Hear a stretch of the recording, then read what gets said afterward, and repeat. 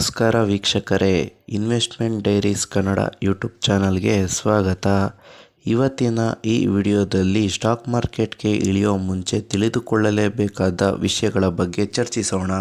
ಮೊದಲನೇದು ಅಸೆಟ್ ಬಗ್ಗೆ ತಿಳಿದುಕೊಳ್ಳೋಣ. ಎರಡನೇದು ಲಯಬಿಲಿಟೀಸ್ ಬಗ್ಗೆ ತಿಳಿದುಕೊಳ್ಳೋಣ. ಮೂರನೇದು ಇನ್ವೆಸ್ಟ್ಮೆಂಟ್ ಎಲ್ಲಿ ಮಾಡುವುದು, ಹೇಗೆ ಮಾಡುವುದು ಎಂದರ ಬಗ್ಗೆ ತಿಳಿದುಕೊಳ್ಳೋಣ. ನಾಲ್ಕನೇದು ಕಾಂಪೌಂಡಿಂಗ್ ಅಂದರೆ ಏನು, ಹೇಗೆ ಕೆಲಸ ಮಾಡುತ್ತೆ ಅದ್ರ ಬಗ್ಗೆ ತಿಳಿದುಕೊಳ್ಳೋಣ. ಐದನೇದು ಇನ್ಫ್ಲೇಷನ್ ಬಗ್ಗೆ ತಿಳಿದುಕೊಳ್ಳೋಣ. ಮೊದಲನೇ ಟಾಪಿಕ್ ಅಸೆಟ್. ಅಸೆಟ್ ಎಂದರೆ ಯಾವ ವಸ್ತು ನಮಗೆ ಫ್ಯೂಚರ್ನಲ್ಲಿ ಹಣವನ್ನು ಗ್ರೋ ಮಾಡಿ ಕೊಡುತ್ತದೆಯೋ ಅದನ್ನು ನಾವು ಅಸೆಟ್ ಎಂದು ಕರೆಯುತ್ತೇವೆ.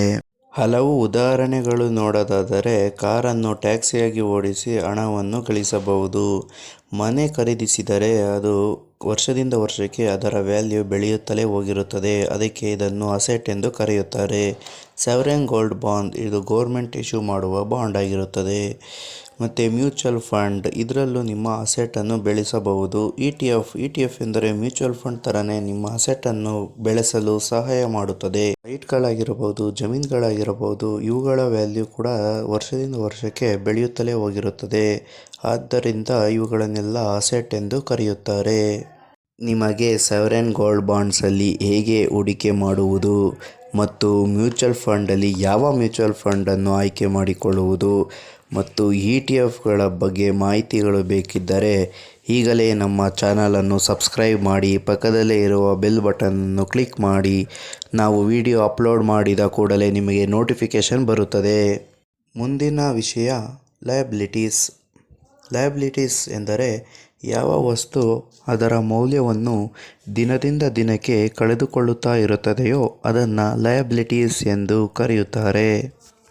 ಹಲವು ಉದಾಹರಣೆಗಳು ನೋಡೋದಾದರೆ, ಕಾರ್, ಫೋನ್, ಬೈಕ್ಸ್ ಇವುಗಳು ದಿನದಿಂದ ದಿನಕ್ಕೆ ಇದರ ಮೌಲ್ಯವನ್ನು ಕಳೆದುಕೊಳ್ಳುತ್ತಾ ಇರುತ್ತದೆ. ಅದಕ್ಕೆ ಇದನ್ನು ಲಯಬಿಲಿಟೀಸ್ ಎನ್ನುತ್ತಾರೆ. ಮತ್ತು EMI ಲೋನ್ಸ್ ಇವುಗಳನ್ನು ಸಹ ಲಯಬಿಲಿಟೀಸ್ ಎಂದು ಕರೆಯುತ್ತಾರೆ. ಮತ್ತು ಕ್ರೆಡಿಟ್ ಕಾರ್ಡನ್ನು ಕೂಡ ಲಯಬಿಲಿಟೀಸ್ ಎನ್ನುತ್ತಾರೆ. ಆದರೆ ಕ್ರೆಡಿಟ್ ಕಾರ್ಡ್ ಎಂಬುದು ಎರಡು ಮುಖಗಳ ನಾಣ್ಯ ಇದ್ದಂತೆ. ಯಾಕೆಂದರೆ ಕ್ರೆಡಿಟ್ ಕಾರ್ಡನ್ನು ಉಪಯುಕ್ತವಾಗಿ ಬಳಸಿದರೆ ಅದು ನಮಗೆ ವರವಾಗುತ್ತದೆ, ಆದರೆ ನಾವು ಕೆಟ್ಟ ರೀತಿಯಲ್ಲಿ ಬಳಸಿದರೆ ಅದು ನಮಗೆ ಶಾಪವೂ ಆಗುತ್ತದೆ. ಆದ್ದರಿಂದ ಕ್ರೆಡಿಟ್ ಕಾರ್ಡನ್ನು ಉಪಯುಕ್ತವಾಗಿ ಹೇಗೆ ಬಳಸುವುದು ಎಂದು ತಿಳಿಯಬೇಕಾದರೆ ಈಗಲೇ ನಮ್ಮ ಚಾನಲನ್ನು ಸಬ್ಸ್ಕ್ರೈಬ್ ಮಾಡಿ, ಪಕ್ಕದಲ್ಲೇ ಇರೋ ಬೆಲ್ ಬಟನನ್ನು ಕ್ಲಿಕ್ ಮಾಡಿ. ನಾವು ಮುಂದಿನ ದಿನಗಳಲ್ಲಿ ವಿಡಿಯೋ ಅಪ್ಲೋಡ್ ಮಾಡಿದ ತಕ್ಷಣ ನಿಮಗೆ ನೋಟಿಫಿಕೇಷನ್ ಬರುತ್ತದೆ. ನಾವು ಮುಂದಿನ ವಿಷಯದ ಕಡೆ ನೋಡೋದಾದರೆ ಇನ್ವೆಸ್ಟಿಂಗ್. ನಾವು ಸೇವಿಂಗ್ ಮಾಡುವುದರ ಜೊತೆಗೆ ಇನ್ವೆಸ್ಟಿಂಗ್ ಕೂಡ ಮಾಡಬೇಕು. ಯಾಕೆಂದರೆ ಇನ್ಫ್ಲೇಷನ್ನಿಂದ ಬಚಾವಾಗಲು. ಇನ್ಫ್ಲೇಷನ್ ಎಂದರೆ ಏನು ಎಂಬುದು ಇದೇ ವಿಡಿಯೋದಲ್ಲಿ ತಿಳಿಸಿದ್ದೇವೆ. ವಿಡಿಯೋವನ್ನು ಕೊನೆಯ ತನಕ ನೋಡಿ. ನಾವು ಯಾವ್ಯಾವ ರೀತಿ ಇನ್ವೆಸ್ಟ್ ಮಾಡಬಹುದು ಎಂದರೆ, ಈಕ್ವಿಟಿಯಲ್ಲಿ ಇನ್ವೆಸ್ಟ್ ಮಾಡಬಹುದು. ಈಕ್ವಿಟೀಸ್ ಎಂದರೆ ಸ್ಟಾಕ್ಸ್ ಆಗಿರುತ್ತದೆ. ನೀವು ಸ್ಟಾಕ್ಸಲ್ಲಿ ಇನ್ವೆಸ್ಟ್ ಮಾಡಿದರೆ ಆ ಕಂಪ್ನಿಯ ಒಂದು ಭಾಗ ನೀವು ಓನರ್ ಆಗಿರುತ್ತೀರಾ. ಆ ಕಂಪನಿ ಪ್ರಾಫಿಟ್ ಮಾಡಿದರೆ ನಿಮ್ಮ ಹಣವೂ ಪ್ರಾಫಿಟಲ್ಲಿರುತ್ತದೆ. ಆ ಕಂಪನಿ ಲಾಸಲ್ಲಿದ್ದರೆ ನಿಮ್ಮ ಹಣವೂ ಕೂಡ ಲಾಸ್ ಆಗಿರುತ್ತದೆ. ಮತ್ತು ನಾವು ಬಾಂಡ್ಸಲ್ಲಿ ಇನ್ವೆಸ್ಟ್ ಮಾಡಬಹುದು. ಇದೊಂಥರ ಡೆಟ್ ಬಾಂಡ್ ಆಗಿರ್ಬೋದು, ಸಾವರೆನ್ ಗೋಲ್ಡ್ ಬಾಂಡ್ಸ್ ಆಗಿರ್ಬೋದು, ಇವುಗಳೆಲ್ಲ ಗೋರ್ಮೆಂಟ್ ಇಶ್ಯೂ ಮಾಡುವ ಬಾಂಡ್ಸ್. ಇವುಗಳು ಈಕ್ವಿಟಿ ಥರ ವೊಲೆಟಿಲಿಟಿ ಆಗಿರುವುದಿಲ್ಲ. ಇದು ಸ್ಟೇಬಲ್ ಆಗಿರುತ್ತೆ. ಇದು ಸೇಫ್ ಇನ್ವೆಸ್ಟ್ಮೆಂಟ್ ಆಗಿರುತ್ತದೆ. ಮತ್ತು ನಾವು ಮ್ಯೂಚುವಲ್ ಫಂಡಲ್ಲೂ ಸಹ ಇನ್ವೆಸ್ಟ್ ಮಾಡಬಹುದು. ಮ್ಯೂಚುವಲ್ ಫಂಡ್ ರೀತಿ ಇ ಟಿ ಎಫಲ್ಲೂ ಇನ್ವೆಸ್ಟ್ ಮಾಡಬಹುದು. E T F mutual fund ಒಂದೇ ರೀತಿ ಕೆಲಸ ಮಾಡುತ್ತದೆ, ಆದರೆ ಅದಕ್ಕೂ ಸ್ವಲ್ಪ ವ್ಯತ್ಯಾಸವಿದೆ. ಅದು ಏನು ವ್ಯತ್ಯಾಸ ಎಂಬುದು ನಾವು ಮುಂದಿನ ವಿಡಿಯೋದಲ್ಲಿ ತಿಳಿದುಕೊಳ್ಳಲಿದ್ದೇವೆ. ಆ ವಿಡಿಯೋ ನಿಮಗೆ ಬೇಕಾದಲ್ಲಿ ಈಗಲೇ ನಮ್ಮ ಚಾನಲನ್ನು ಸಬ್ಸ್ಕ್ರೈಬ್ ಮಾಡಿ. ನಾವು ಮುಂದೆ ರಿಯಲ್ ಎಸ್ಟೇಟಲ್ಲೂ ಹೂಡಿಕೆ ಮಾಡಬಹುದು. ಅಂದರೆ ಲ್ಯಾಂಡ್ ಆಗಿರ್ಬೋದು, ಪ್ರಾಪರ್ಟಿ ಆಗಿರ್ಬೋದು, ಇದೆಲ್ಲ ರಿಯಲ್ ಎಸ್ಟೇಟ್ಗೆ ಸೇರಿ. ಇದು ವೊಲೆಟಿಲಿಟಿ ಕಮ್ಮಿ ಇರುತ್ತದೆ ಈಕ್ವಿಟಿಗೆ ಕಂಪೇರ್ ಮಾಡಿದರೆ. ಮತ್ತು ನಾವು ಕಮೋಡಿಟೀಸ್ಗಳಲ್ಲೂ ಇನ್ವೆಸ್ಟ್ ಮಾಡಬಹುದು. ಕಮೋಡಿಟೀಸ್ ಅಂದರೆ ಗೋಲ್ಡ್, ಸಿಲ್ವರ್ ಮುಂತಾದವು. ನಾವು ಮುಂದಿನ ಟಾಪಿಕ್ ನೋಡೋದಾದರೆ ಕಾಂಪೌಂಡಿಂಗ್ ಎನ್ನುವುದು ನಾವು ಇನ್ವೆಸ್ಟ್ ಮಾಡಿರುವ ಅಮೌಂಟ್ಗೆ ಇಂಟ್ರೆಸ್ಟ್ ಸೇರಿಕೊಂಡು ಹೋಗುತ್ತಿರುವುದೇ ಕಾಂಪೌಂಡಿಂಗ್ ಎನ್ನುತ್ತಾರೆ.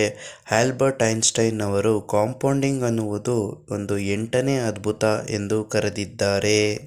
ಕಾಂಪೌಂಡಿಂಗ್ ವರ್ಕ್ ಆಗಬೇಕು ಎಂದರೆ ನಿಮಗೆ ಬರುತ್ತಿರುವ ಇಂಟ್ರೆಸ್ಟನ್ನು ಅಲ್ಲಿಯೇ ಬಿಡಬೇಕು.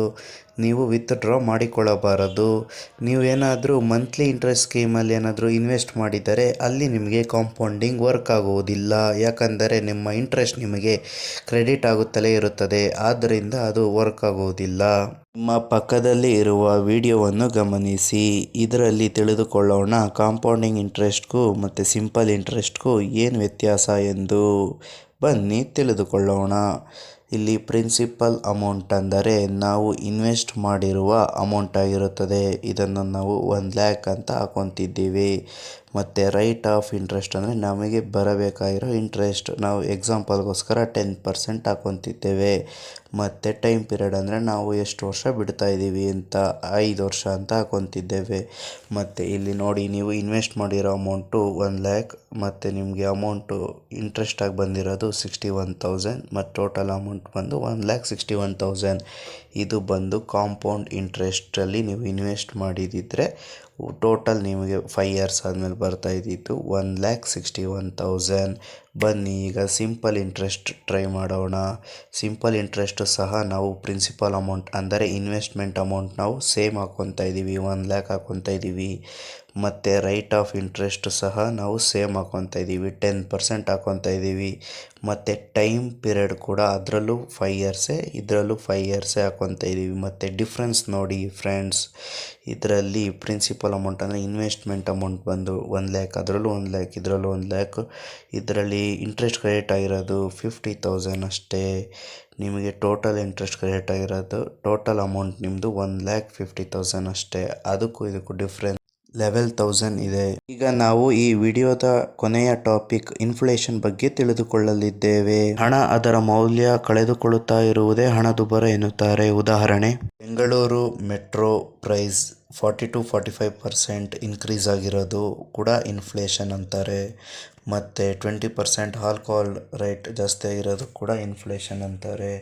ಮತ್ತು BMTC KSRTC ಬಸ್ಸಲ್ಲಿ ಓಡಾಡೋರು ಕೂಡ 15% ಹೈಕ್ ಆಗಿದೆ, ಅದು ಕೂಡ ಇನ್ಫ್ಲೇಷನ್ಗೆ ಸೇರುತ್ತೆ. ಮಿಲ್ಕ್ ಕೂಡ 4 ರೂಪೀಸ್ ಜಾಸ್ತಿ ಆಗಿದೆ, ಅದು ಕೂಡ ಇನ್ಫ್ಲೇಷನ್.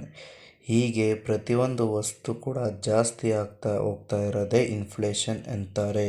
ಇವಾಗ ನೋಡಿ, ಏಪ್ರಿಲ್ 1ನೇ ತಾರೀಕಿಂದ ಡೀಸೆಲ್ ಟ್ಯಾಕ್ಸ್ ಕೂಡ 2 ರೂಪೀಸ್ ಜಾಸ್ತಿ ಮಾಡಿದ್ದಾರೆ, ಇದು ಕೂಡ ಒಂದು ಇನ್ಫ್ಲೇಷನ್ನೇ. ಇದಕ್ಕೆ ಇನ್ಫ್ಲೇಷನ್ನಿಂದ ಬಚಾವಾಗಲು ನಮ್ಮ ಹಣವನ್ನು ಇನ್ವೆಸ್ಟ್ ಮಾಡಬೇಕು. ಈ ವಿಡಿಯೋ ನೋಡಿದ್ದಕ್ಕೆ ಧನ್ಯವಾದಗಳು. ಇದೇ ರೀತಿ ಸ್ಟಾಕ್ ಮಾರ್ಕೆಟ್ ರಿಲೇಟೆಡ್ ವಿಡಿಯೋಸ್ಗಳಿಗಾಗಿ ನಮ್ಮ ಚಾನಲನ್ನು ಸಬ್ಸ್ಕ್ರೈಬ್ ಮಾಡಿ, ಪಕ್ಕದಲ್ಲೇ ಇರುವ ಬೆಲ್ ಬಟನನ್ನು ಕ್ಲಿಕ್ ಮಾಡಿ.